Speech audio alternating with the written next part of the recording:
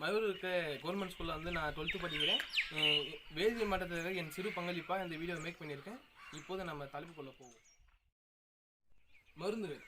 மருந்துகள் என்பது பார்த்தோன்னா நம்ம அன்றாட வாழ்வில் வந்து மருந்துகள் வந்து ரொம்ப ஒரு முக்கியமான விஷயமா ஆகிவிட்டது. அந்த முக்கியமான விஷயம் மருந்துகளில் வந்து வேதியியலின் பங்கு எவ்வளோ இருக்குன்னு நம்ம இந்த வீடியோ மூலம் பார்ப்போம். நம்ம வாயில் பல்வேறு வகையான நம்ம மருந்துகளை பயன்படுத்துகிறோம். அத்தகைய மருந்தில் 4 வகையான மருந்துகள் இப்போது நம்ம இந்த வீடியோவில் பார்க்க இருக்கிறோம். முதலாவதாக மன அமைதிப்படுத்திகள் என்றாலே நம்மளுக்கு தெரியும்.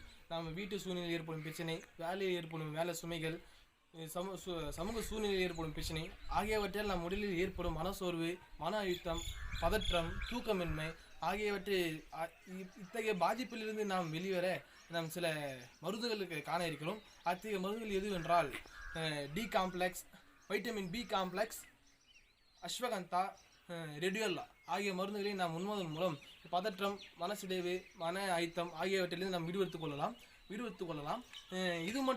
இது மட்டுமல்லாமல் நம் இயற்கையாக அன்றாட வாழ்வில் பயன்படுத்துகின்ற வாழைப்பழமானது நாம் தினமும் 1 அல்லது 2 வாட்டி உட்கொள்வதன் மூலம் நம் உடலில் ஏற்படும் இத்தகைய பிரச்சனைகளை நாம் தவிர்க்க முடியும்.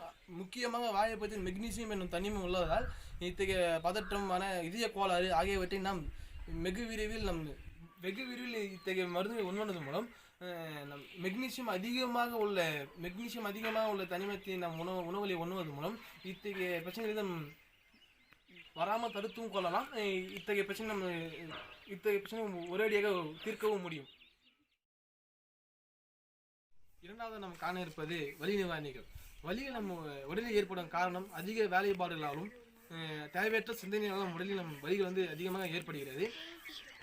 இதனால் தலைவலி, காய்ச்சல் ஆகியவற்றை நம் உடலில் ஏற்படுகிறது.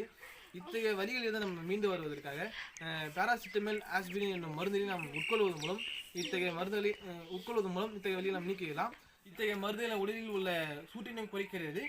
உடலில் குறிப்பிட்ட இடத்தில் உள்ள வலியையும் நீக்குகிறது. அமில நீக்கிகள் என்பது உடல் பருமன், புகைப்பழக்கம், ஆல்கஹால், ஆரோக்கியமற்ற உணவு முறை ஆகியவற்றால் நம் உடலில் அதிக அளவு தேவையற்ற அமிலங்களை சுரக்குகிறது.